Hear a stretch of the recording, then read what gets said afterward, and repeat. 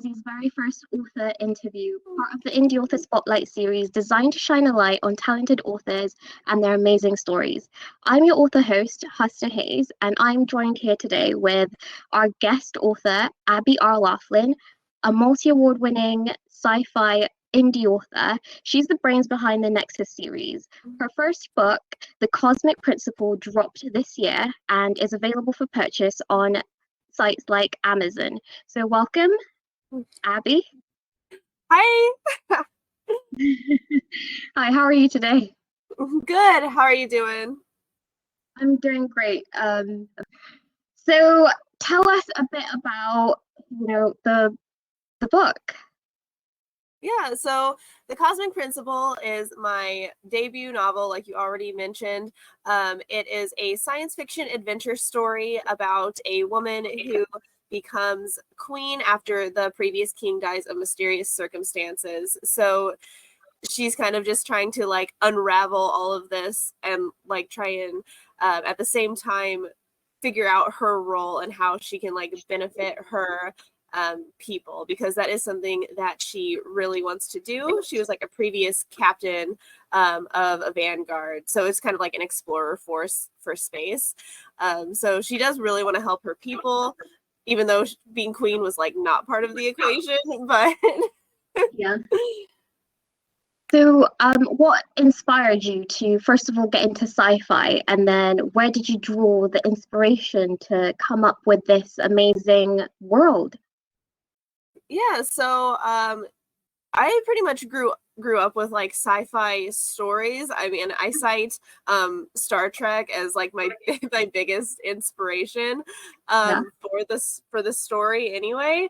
But essentially, yeah, I came up with the idea when I was in college. So I always kind of liked writing and was like drawn to it at a younger age.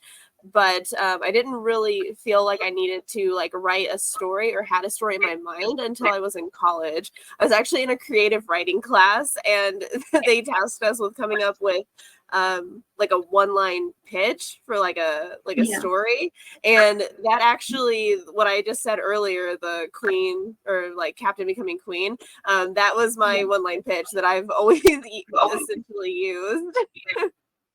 That's amazing. So, like, when it came to ironing out the setting, so you've always been into sci-fi. So, what exactly did you get the inspiration from? For like Tellus and Astra and like the characters and the different themes that went into that. Yeah, so with like sci-fi world building, the way that I like to do it is I like to start big and then kind of like work in like a funnel system, like smaller and smaller. So essentially coming up with the world, I came up with like the world of Bersama first, and then I kind of just decided like how many, I guess, like sectors or countries would be kind of the equivalent I wanted to like do, and I wanted them to all be very like different. So one sector is like ocean, and then one sector is like desert, and I really wanted to like bring attention to the environment of each one, and that was kind of like a big goal for me, because I feel like a lot of sci-fi kind of is all about outer space and like going up and like on a ship and everything, and I wanted to bring sci-fi more into like a planetary setting, if that makes sense. Yeah. Speaking of like planetary setting, and you wanted to differentiate the worlds with, the weather and the systems, that when the reader's reading, you step into, like, this is a different world, it's a different planet. How did you go about the cultures and describing the people? Like, what did you draw inspiration from? This might sound a little unrelated, but like I have a background in environmental science, so I wanted each culture to like I drew their cultures from how they relate to like environmental things, like how do they approach like their like culture and their like climate, and like what do they believe in, like what's going to help them, like what's going to help like their crops grow, or is it going to be like for the ocean sector, is it going to be like an ocean entity that they draw like belief from, or like so like kind of like that, like basically like an environmental like inspiration for that. That's actually quite definitive and like different as well.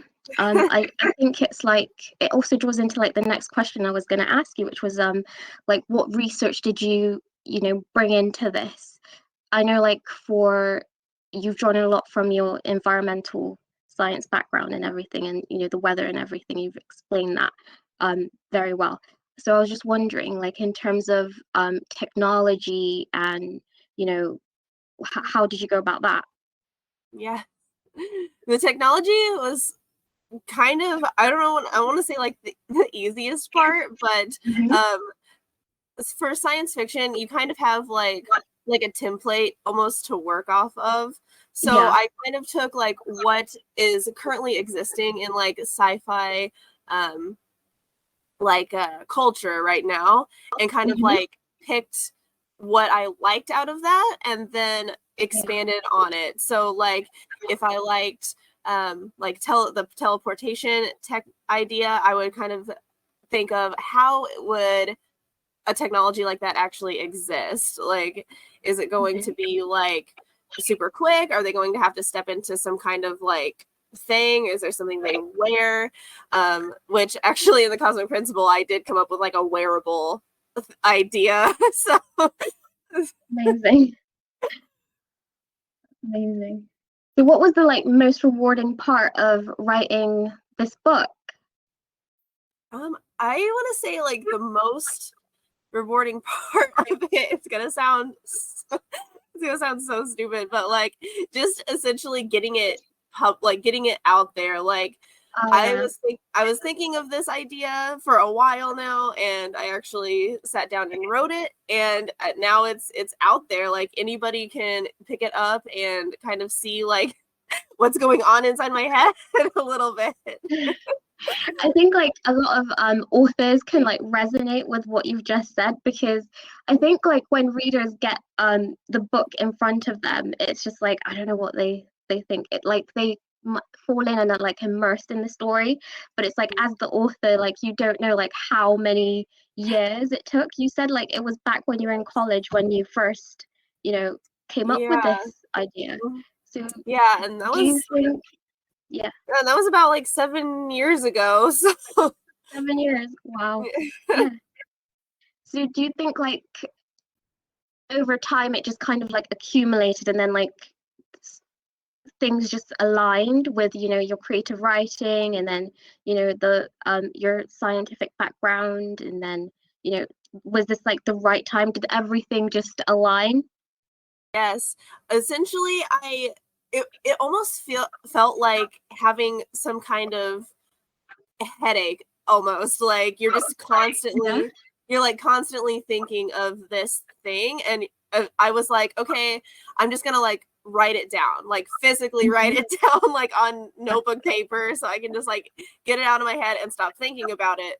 But the more I was writing it, like physically writing it, the more I was like, actually, I this is a story I really want to tell.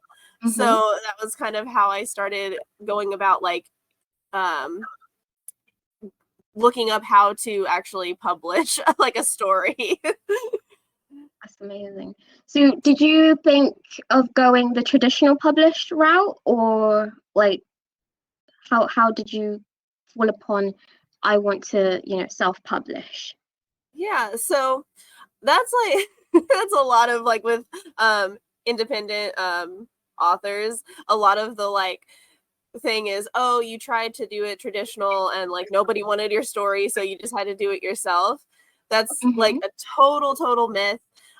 For me, I looked up both like options. So I was looking at traditional, I was looking at like indie publishing and weighing Hmm. like the pros and cons of both.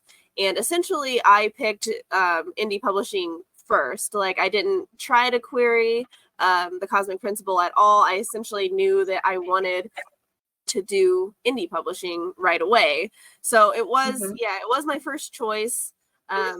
So I don't know, I don't know, like, what traditional like publishers would have thought of the Cosmic Principle, but I don't know. I have a feeling that they probably would, it would have been picked up eventually, but I would just, with the pros for indie publishing just outweighed the pros of traditional publishing, like for me, and like everyone's different, but just for me personally, that was what I decided to do.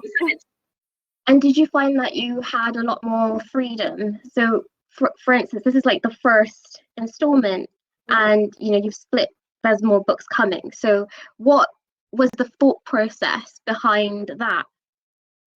Yeah, so it really did. Essentially, it did come down to just like creative control for like the story. But of course, like there are like right ways and wrong ways to do, indie publishing. Like getting an editor, getting people to like read your story beforehand to make sure that it'll be well received by like an audience and everything like that.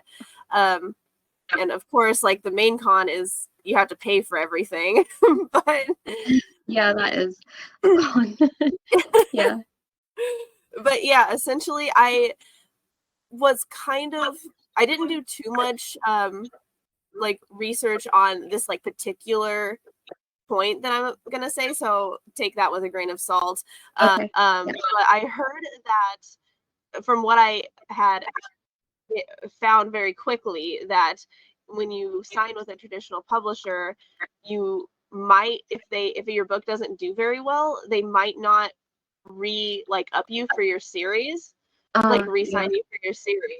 So for me, I did have this trilogy in mind as well. So I didn't want to take that chance if they were like, oh, we got you for this first one, but now we're not gonna like re-sign you for this other series, and it was like set up for a series. So it was kind of, that was like one of the main reasons I was like, okay, I really don't want to take that chance. I mean, it's a good thought process, because I mean, you've written such an immersive world, and for some reason, like indie authors don't get I don't know, like I don't know what people think, but I don't know if they think that it's like not a great alternative or anything, but I think it offers more creative freedom, and obviously, like, if you're passionate about something, like you are about your Exactly. book. Yeah, and I've talked with like other indie authors who have queried and decided, and they were presented with a contract, and they decided to go the indie publishing route anyway because of the like loss of the creative control. Like if we want you to change X, Y, or Z, then it has to be done essentially. Speaking of changing X, Y, and Z, so back when the Cosmic Principle was, still being written, like just a file on your, computer, desktop, is there anything that you struggled to cut out that you now are like, I'm glad I did, but at the time, maybe you were not? It's funny you ask that because I actually had the exact opposite problem. You had the opposite problem? I'm like a massive underwriter. So Yeah. when I send my book to like my critique partners and my developmental editor, which is like the first editing editor you send your book to, they look at like big picture stuff like plot holes, that kind of thing. I was like, I need more things to add, like more details, like where can I add in like this, where can I add in that, like I want to do more like character backstory, or I want to do more like world building, but I'm just not sure where to put it. I'm just like, I need more words, like I need to like kind of fill it out a little bit more. And like it's good to recognize that as well, to like take a step back from your work and be like, okay, like I understand this isn't like a complete story yet. And I think that really helps with getting like feedback from anyone, really, like just to understand that it's not at the early stages isn't like super complete, and to like accept help, I think, is a really good thing to do. Amazing. So how did you find collaborating with your critique partners and your developmental editors in the first stage, in the beginning? They're so helpful. I really, really love my critique partner. He has been with me like since the beginning. We actually found each other. So I'm a critique partner for his story as well. And so we actually found each other on like a writer group. We were looking for critique partners, and we essentially sent like our first, I think it was our first like 5 chapters to each other to see if we were like would be a good fit, and it's worked out really well. I really like all their like input and everything, and with the developmental editor it's great too. A lot of times we go through Google Docs, so like you'll just like be reading, and all of a sudden you'll see like a little note like, oh my god, this happened, like I can't believe it, or like you really need to like expand on this idea more. It's just really helpful. Oh, that's amazing. So have you ever been kind of offended of something that they've like said, or like just been like, oh my gosh, but I really love it, but it's not resonating with them? Have you ever been in that kind of weird space where like, I mean, I like what I read, but yeah, they're saying this. right, yeah, that's kind of like the crux of it all, I guess. Like when you put your work out there, like sometimes people just aren't going to like resonate with it. So a lot of times my critique partner and me will be like, no offense, but like this, I don't really understand this, or blah blah blah. But so with that, it's okay. It's like when we go to like the beta reader process, to where you really can't like, and everyone's entitled to their opinion, like do not get me wrong, of course. So but you really can't like be in contact with them and be like, oh well, this is what I meant. Like with your critique partner, like when they say things like, I don't understand this, or this doesn't really click, you can be like, well, this is what I meant, and then they can say, well, like, oh well, then if that's what you meant, this is kind of an idea of how you can convey that a little bit better. So there's like a back and forth. But with like beta readers, that's essentially like you're just sending them out to readers, they're giving you their feedback, and you're not supposed to be like, well, this is what I meant, like because you can't be like that with authors. With authors, with the readers. So yeah, I mean, it's definitely hard when people say like, well, this just didn't click with me, I didn't really like it. But that's just kind of something that is going to come with the territory of creating like any kind of art, really. So was it like jarring, but now like is there like a specific way to deal with it for other indie authors, or is it just something that you just get used to? Kind of, for me it was like a combination of both. I just keep like telling myself like everyone is entitled to their opinion. You know, my story is not going to be for everybody. So, you know, you are going to come across these, you know, people that just don't like your work, and that's just a reality of just being a writer, and being an artist of any kind. It also helps that you can look up like I saw this recently like on Instagram, it was kind of going around, like people were looking up like their favorite stories and like looking at like the 1-star reviews to like make themselves feel better. Like essentially like it doesn't matter who you are, everyone has like, you know, 1-star reviews. People just aren't going to resonate with what you do, so it does help. That's amazing. So in constructing and crafting these characters, what was your method of going through that, of every character, or like specifically the main character? Yeah, so with the Cosmic Principle, I kind of have this like found family friend group, and with creating like this group, I was kind of thinking of kind of like the friend group that like I would like to have. I don't know if that's sad or not, but like, But just kind of like creating these people, like making sure that they had their own like distinct personalities, kind of like thinking of it really helps to think of your characters like as real people. I mean, obviously you have to know that like they're not and you have to like write them, but just kind of like helping them thinking of them as like real people, like how a real person would act within like a certain situation. And so with the main character, I actually crafted her to be kind of like the opposite of how I am. Like she's very like straightforward and she's like, I'm gonna do this right now and like I don't care what anybody thinks. And like for me I'm like super shy and like I could never just like straight up tell someone like, oh my god, like you suck or whatever. But so I was kind of crafting her as like having some extroverted personality things that I kind of wish that I could have. Like I wish I could be more straightforward with people, but like sometimes I'm just like it really is hard. You're not alone there. So with crafting your main character or your main characters, what did you find? Is it hard to kind of write flaws into your characters? Because obviously as human beings we all have flaws. We're not perfect.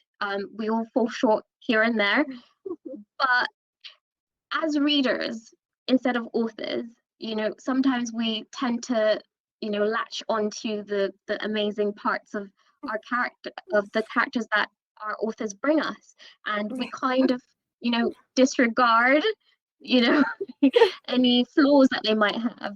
So as an author now, on the other side of it, do you purposefully write in those flaws, or what's the process of writing in those flaws, and do your readers pick up on it?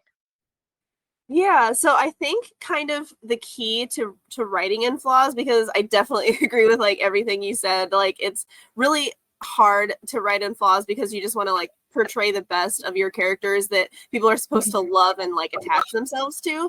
But it is really important to get flaws in there to make them like well-rounded and realistic. So I think that it's really helpful to kind of just like pick out specific flaws that you want each character to have. Like for me, when I'm writing characters, like for example, my main character Caldera, her I would say main flaw is that she's like super super reckless. Like she'll just go in.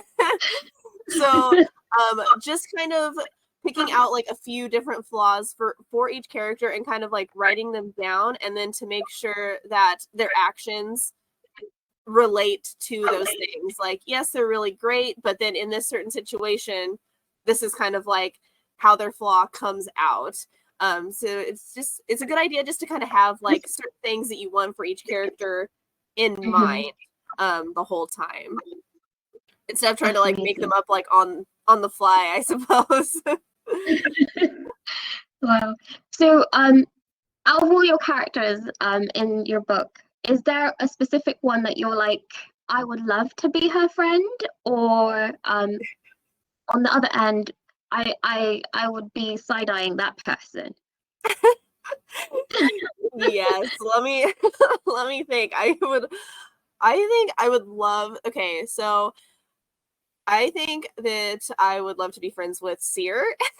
He is I love him. He's probably was my favorite character to write just in general. I love like just like in regular sci-fi like stories and movies and stuff. I love like the nerdy like science guy. Like those are kind of the characters that I'm always drawn to anyway. So I love writing Seer. I would love to be his friend, even though he is kind of obnoxious sometimes. But but yeah, I would totally be side-eyeing Caldera, honestly. I'd be like, I was like, what is she doing over there? Like, she needs to get herself together. That's amazing.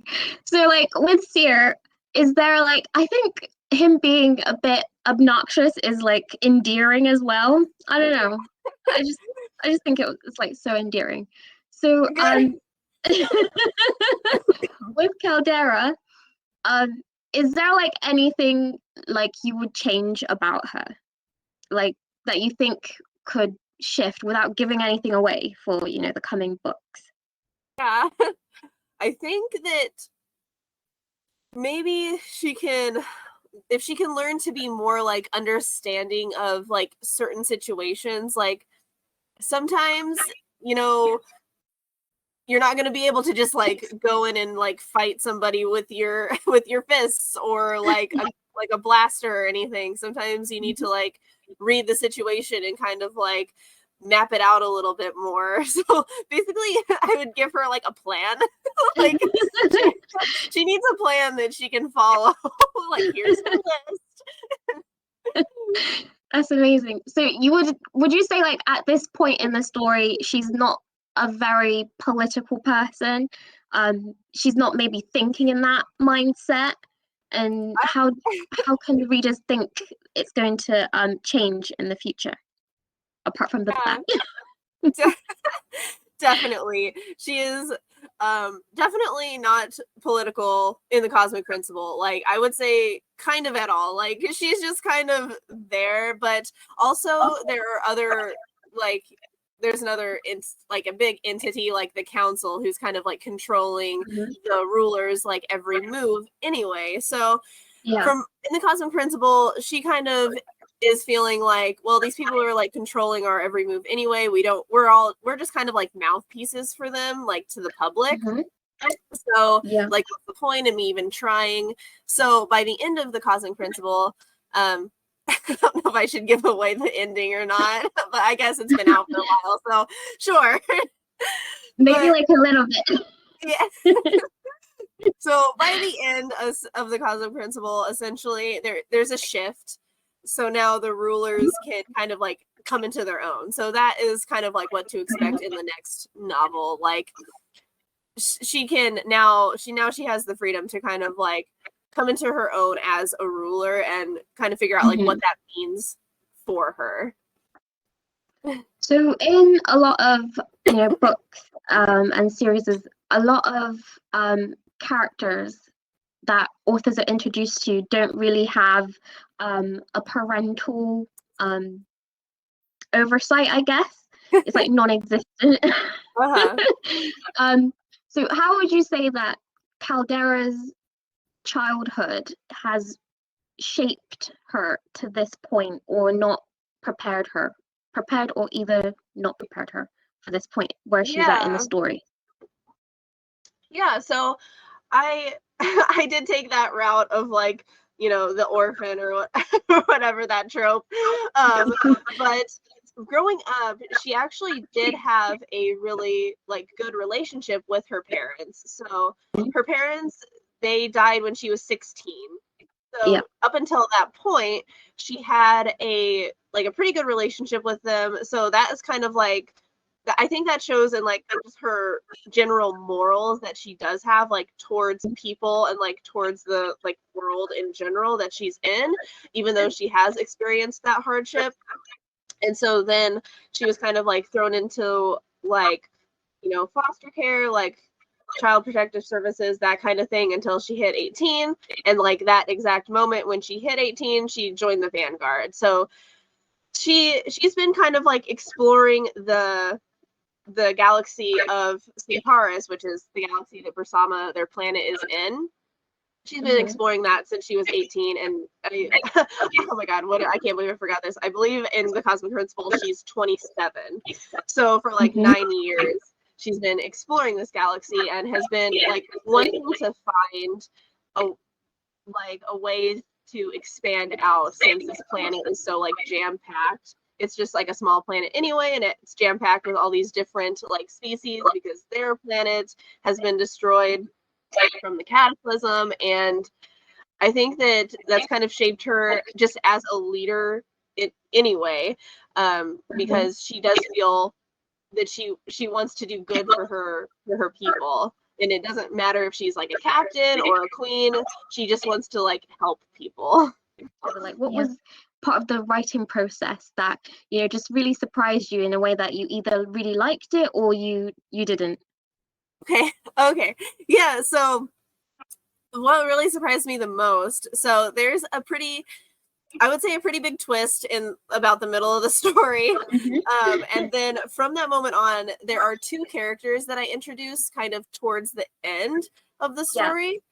And I actually didn't think that I was going to be integrating them as much as I did. And they're actually characters that I continue on with in the series. And I thought that they were just kind of going to be like one and done characters. I didn't know, like, but as I was writing them, I was like, actually, I like these guys. I want to keep them around. So, yeah, that was like the biggest surprise for me, because I thought they were kind of just gonna, like, that twist happened and then they were gonna be there, and like they were gonna interact with these characters a few times and then essentially leave. But as I was writing them, I was like, actually, these characters are more, they're more well-rounded than I initially planned. So I'm going to keep them around a little bit longer.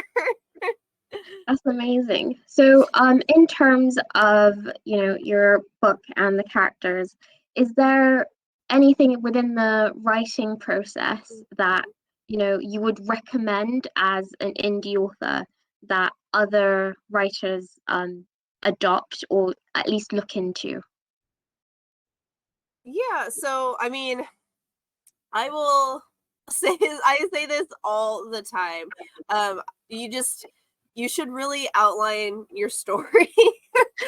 um, like, I know that a lot of people, don't like to outline. They just kind of like they want to pants everything. But I really think that having a strong outline for your story will help, like, when you get into situations of like, I just don't know what to write. I have now kind of written myself into a corner, or I don't know like where the story is going. If you have a strong outline, you can like at least know the next point of where you're trying to get to. So it's a little easier to write yourself out of those corners. Or if you're just like drawing a blank of like, I just don't know what this next character should say. And then having like character profiles, because then if you're in that situation, like, I just don't know what they would say in this moment, you can look at that and be like, well, this is their personality, this is how they've reacted to things in the past. So like you can kind of at least glean an idea of how they can at least react to certain situations. So outline and then have character profiles. So how helpful do you think character profiles are? Because I think it's not a very adopted thing that a lot of authors do. I mean, I know from the authors that I've encountered, outlining is a hassle. You do like prancing, which there's nothing wrong with prancing. It's just like, like you said, you do write yourself into a corner at some point. So how helpful do you think those character profiles are, and are they changeable, those character profiles? Yeah, for sure. So I usually start with like a super basic one, like name, age, race, what they're like what they believe in, like like religiously, if they're religious, like that kind of thing. Like super basic things, what they look like, that kind of thing. So it can be changeable. Like if you find like, oh, actually this person doesn't believe in this certain entity or whatever, like you can change it like that. But I think that character profiles are really helpful, like just for little, like even small things. Like if you get into your book and you're just like, crap, I forgot what color eyes this character has, you can just like look at that like really quickly and be like, okay, this is what it is.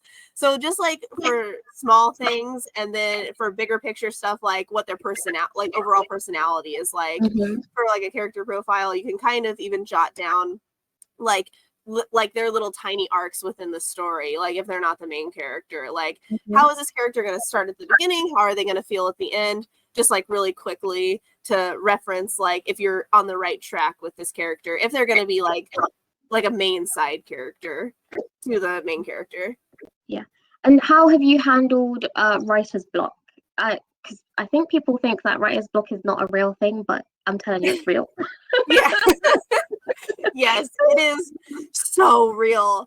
But like that is why I advocate for outlines so much, because like when I have had writer's block, I will literally look at my outline at least, and I'll be like, okay, well, at this point in the story, I have like this much has happened, and then I need to at least, I know where I need to get to. So then I can at least jot down ideas of like how they're going to, like, possible ideas on how to get there, and then I can kind of build off of that, like, oh, actually that one doesn't work because of, you know, like Caldera would never do that, so that's not going to work. Or like, oh, at this point in the story, she's not with Rennick, so like we can't have that idea. But just at least if you know where you're going, you can kind of jot down ideas on how to get there, like different things that just like pop into your mind, like, oh, this would be cool if like she got there this way. But then once you think of your story as a whole, you can kind of like fine tune those things into like fitting into the story that you've already written. That's amazing. So speaking of fine tuning and character profiles, how do you find it is to develop a character, basically? And what tools could you advise others to use? For character development, it really helps to look at them like on an individual level for me. So, like take away the main character. So like with my story, I have like the main character, and then I have 4 other like main secondary characters. I have Rennick, Aloria, Seer, and Markarian. So with each of those, I kind of just like put Caldera over here, like she's over there, and then I look at like each of them individually. So like thinking about them and building basically not like a whole story. I don't want to, you know, don't get that intense, but like a whole kind of like backstory for each individual character. So that way they do feel like well-rounded. So ask the same questions that you ask about your main character, like how did these people grow up? Like did they have a good relationship with their parents? Are their parents dead? Do they have sisters? Do they have brothers? Do they have siblings of any kind? Like, just what do they believe in? Do they believe in like a god or like like some kind of entity? Like, where do they fall in like the world? Like, what kind of species are they? Like for Aloria and Seer, they're completely different species than Caldera, Rin, and Markarian. So that kind of, you know, made them who they are as well. So it's really helpful to look at each character as an individual. And then once you have like their full kind of backstory, then you can relate them to your main character, if that makes sense. Okay.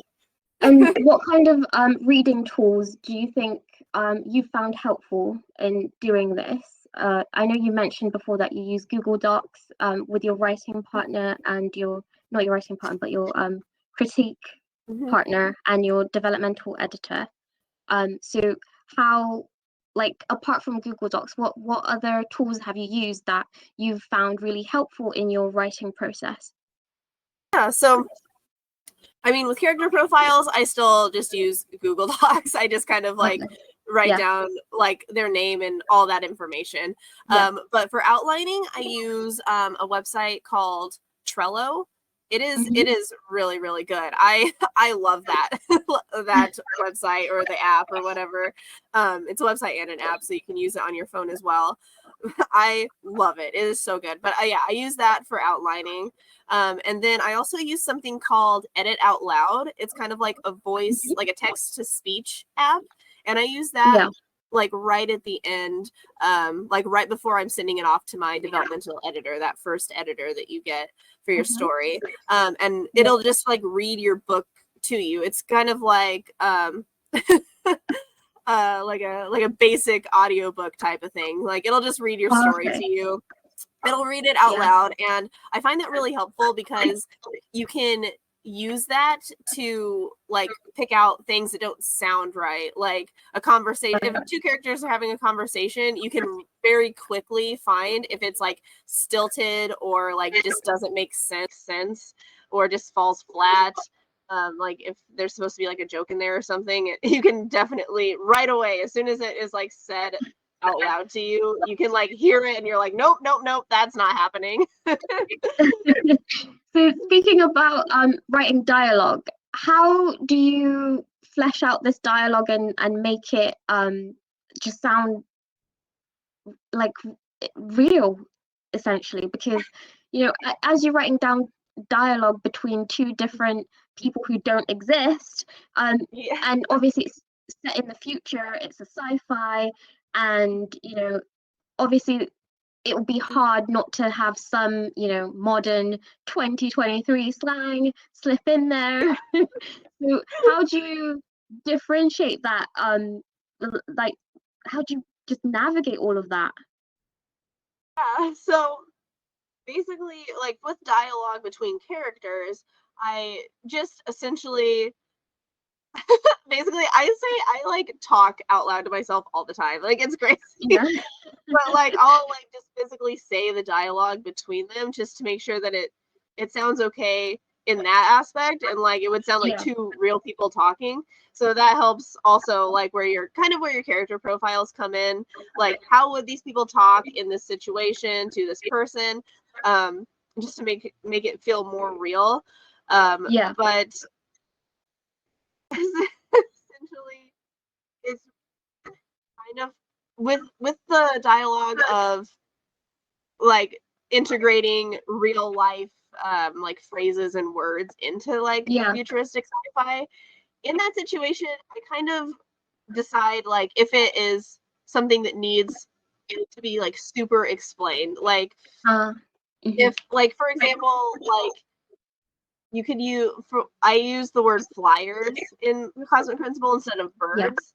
So like that doesn't take a lot of explaining. You know what I mean? Like if you want to, but I also don't feel like it would have been detrimental just to use the word birds. So like it kind of with sci-fi it's kind of hard because like you want to create this whole new world, but Yeah. a lot of times it is unnecessary to create like a new word for like every single thing that is in this universe, and it could be confusing if you do try to do that. So if that is something that somebody wants to do, I just use caution, because you don't want to sci-fi is already a lot of readers seem that's like their least genre that they read because a lot of reviews that I've gotten was like I don't usually read sci-fi, but this was really easy to understand. So I'm assuming that some people think that sci-fi might be confusing, whether it be like from technical aspects or just like terminology in general. Yeah. So that would be advice. Like if you're writing a sci-fi story, if you can use like Earth terms and it makes sense within that universe, then I would recommend doing that just to kind of avoid that confusion. That's good advice. That's really good advice. So how do you see your writing style evolving in future books and your future journey as an indie author from what it began as? Yeah, hopefully I can, I don't know, like hone my voice a little bit more. I feel like I need to like figure out like my own specific style almost. I mean, like a debut novel is you're still kind of like figuring your writing style out. And Yeah. I definitely feel for me I lean more on like dialogue rather than like description. So hopefully I can find the balance as I like progress as a writer. I can find the balance between those two things a little bit better because like I said earlier, I'm like a massive underwriter. So I need those setting descriptions as often as I can. You and I have different problems. You underwrite and I overwrite. You should see when somebody tells me I need to cut something. It's like somebody just told me like the sky is falling down. Like, like what do you mean? That's like how I feel looking at my word count sometimes. I'm just like, what do you mean I'm only at like 65,000 words? Like, what is this? And it's so funny because like for people who've been to, I think in the US it's called college, in the UK it's called university. Like you know when they give you like that word count of those assignments Yeah. and you're just like struggling to get to like that word count. It's like as an author, it's like, what? Nobody said it was gonna be like this.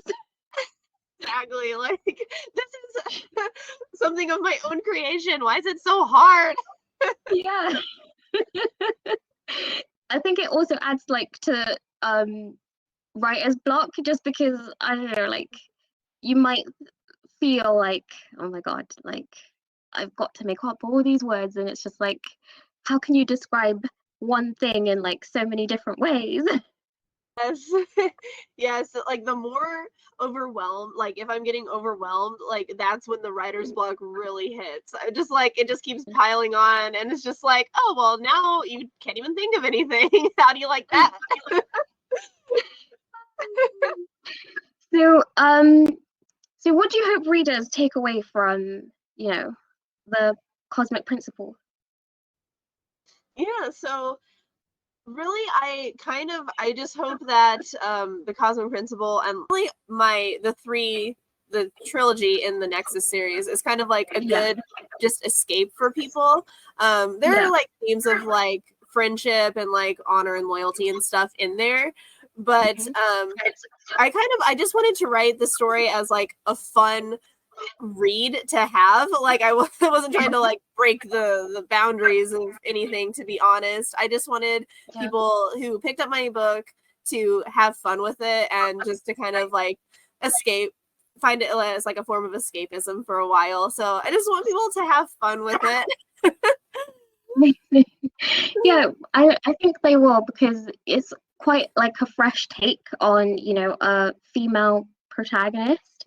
I think media today will have you thinking that everybody's just like writing Mary Sue female characters, and it's just like maybe like there's so many layers to an individual. You're not just boiled down to, you know, your, you know, this specific woman or man. It's just like there's so much you have within you. So it's like when it comes to Mary Sue's and all that, like people have it confused, but it's like when you write and you read stories like yourself, that you've brought to readers, that you Mhm. think like it's like a well-rounded character, but not only that, but she's growing, like you're growing with this character in this story.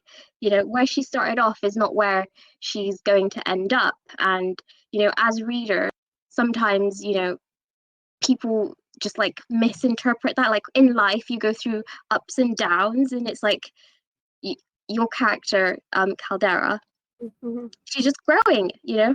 And there is like a strength to being not only resilient but vulnerable.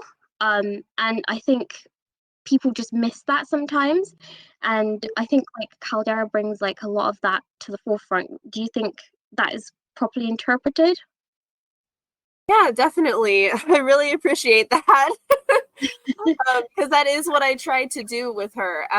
And that is actually a really good point and something that is good advice to for all of your characters, especially your main ones. Mm-hmm. Just make sure to have them end in a different way than how they begin. Whether Mm-hmm. that's good or bad, if it's like a trilogy, maybe in the first book it might not be the best, but Yeah. for them. But yeah, just having a character start or yeah, end in a different way than how they started is Yeah. just a really, really good practice to be aware of.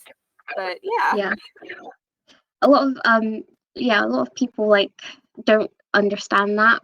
But like I got that from your character, and like it's just I don't know, like people have you thinking like there's no good female leads, but it's like you're not perfect all the time. You know, Yeah, the exactly. journey. Right? You grow into that, and just like growing with the character. So like what would you think like the main strengths are of Caldera? I think that her main strength is that she really she really sticks to her like moral compass and like Yeah. the principles. That's essentially why I call the book The Cosmic Principle, because like it's about her sticking to like what she believes in, no matter kind of like what is thrown at her. Like the council and like Vandrin is trying to like change her. Like, no, you need to like just fall in line and do what we say. And it doesn't matter if it's, you know, beneficial to like anybody. It's beneficial to us, and that's what we care about. But like, she's not having any of that. Like, I think that's just, I really like that in just any character, if when they stick to like what they believe in.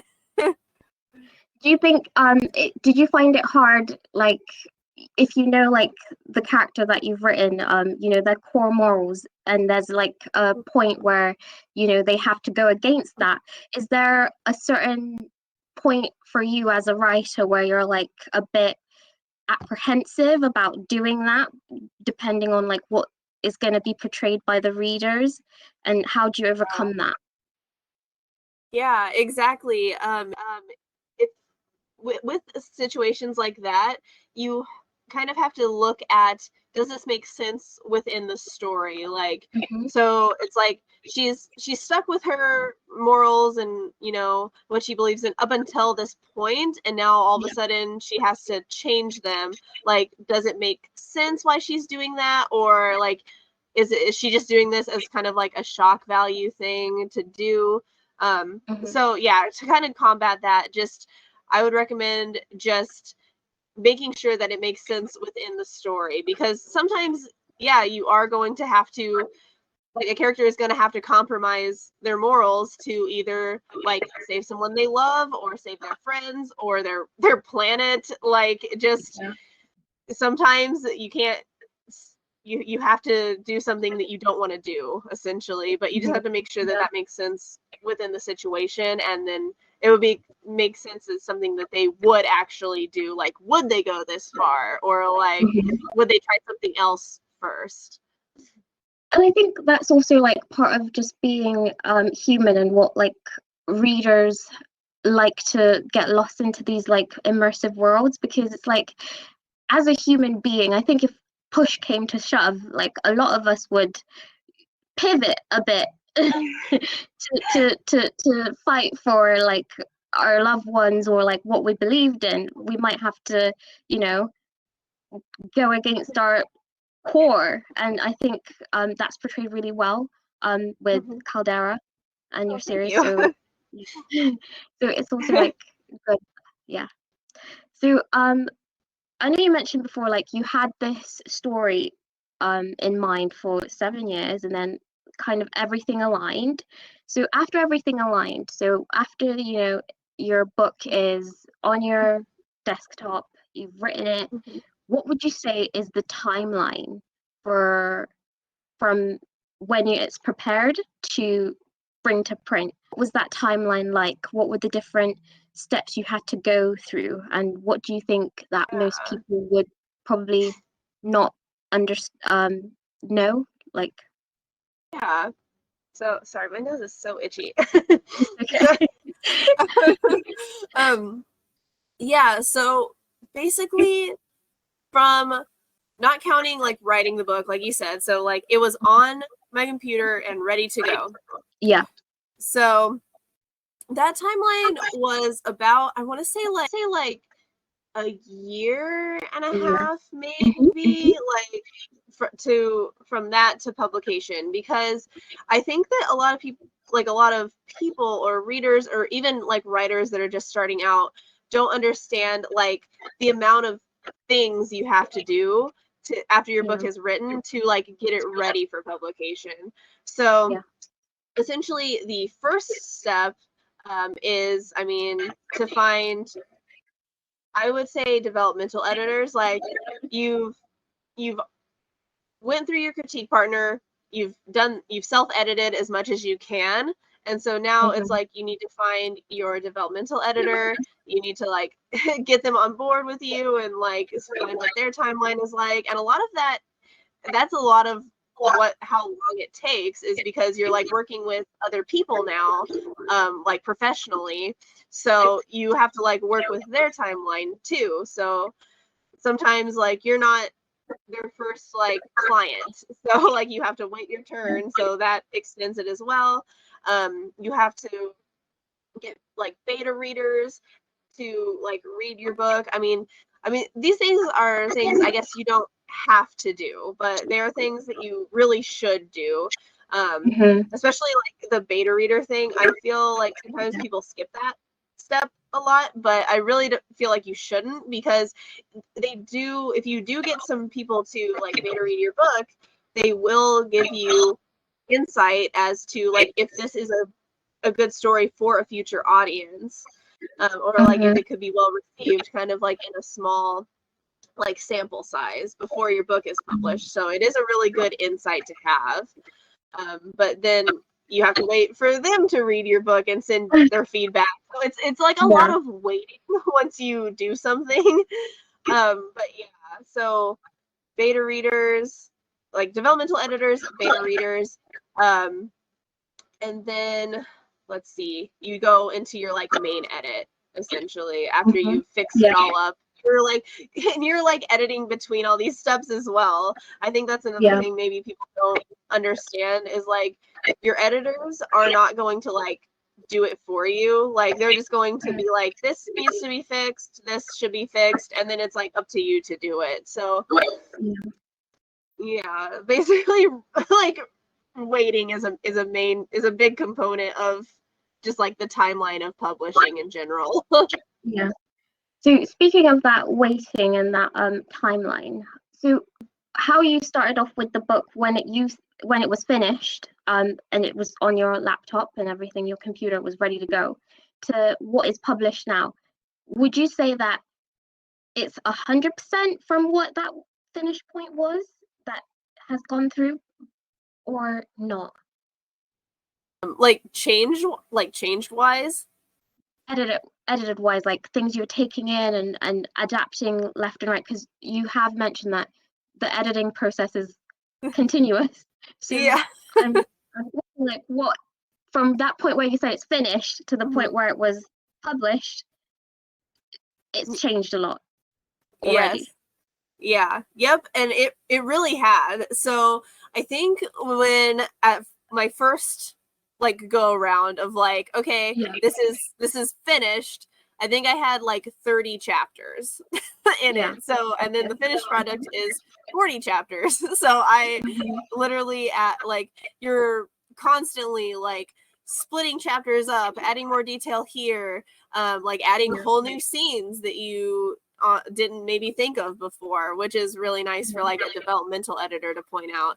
So like it does change a lot, like from your like you finish your first draft of your manuscript and like, okay, that's great, but and by the time you publish it, for me at least, it had changed, I would say like 80% probably has changed from that beginning point.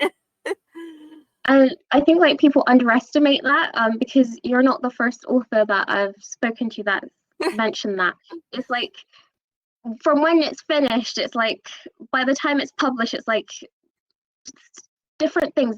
Like that could be considered the first, I guess, finished manuscript, and then like the actual done version is actually pretty different. So yeah, it's like good advice. How was it like getting your first book fest award? Oh yeah. That was so crazy, to be honest. I actually got another one. There they are. Amazing. They're back there. Yeah. Yeah, that was so crazy. I honestly was not expecting anything. I just like wanted to put my book out to like these different award hosts, I guess you could say. And so it was really exciting when I found out that I had won an award for this story. And then I actually went and got the Cosmic Principle reformatted And then I did some like very, very, very light editing with like italicized words, essentially. So then I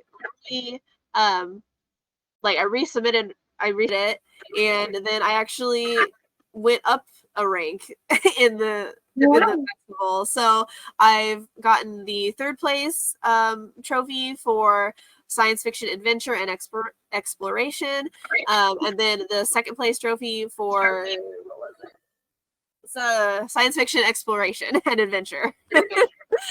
Amazing. So how was it like, obviously when you first put your book forth, you like you said, you weren't expecting anything, so like to be on the other side of it, is how does that feel, and what advice do you have for other authors out there?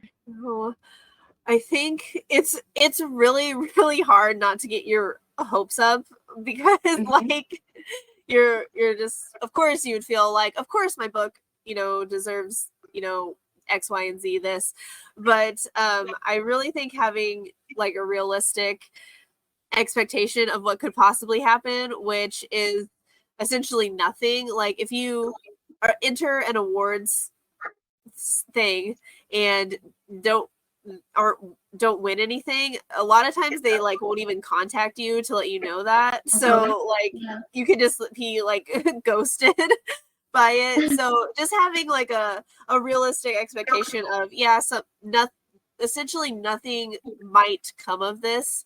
It's possible that nothing might come of this, is a really good way to like keep yourself sane and not just like thinking about it all the time, like, oh my god, because then when you like submit your book to an awards festival, like it's a long time before you would even get a response anyway. So it's just like it's gonna be like months before, if you do win anything, they even respond to you. So it's just like a really good way to keep yourself like calm and sane, and just like, okay, time to go about my daily activities and just pretend that like. But honestly, like, congratulations, and it's really inspiring, because I think a lot of indie authors, you wrote what you were passionate about, and that's just like amazing that you put it forward, and your first books, and they place so well, and I think it's like an inspiring story. So congratulations, and we're all inspired. Yeah. Thank you. Yes. Yeah, I don't know, when I first started writing this book, I really was just writing it to like get it out of my head. So the fact that it has won awards and people are enjoying it and liking it and sharing about it is it's so surreal, and I'm just very honored. Well, thank you for sharing it with us. Yeah. So that was our interview with Abby R Laughlin. Yes, thank you so much for having me. It was really fun. Thank you for coming. I know. Really I know enjoyed. that it was such a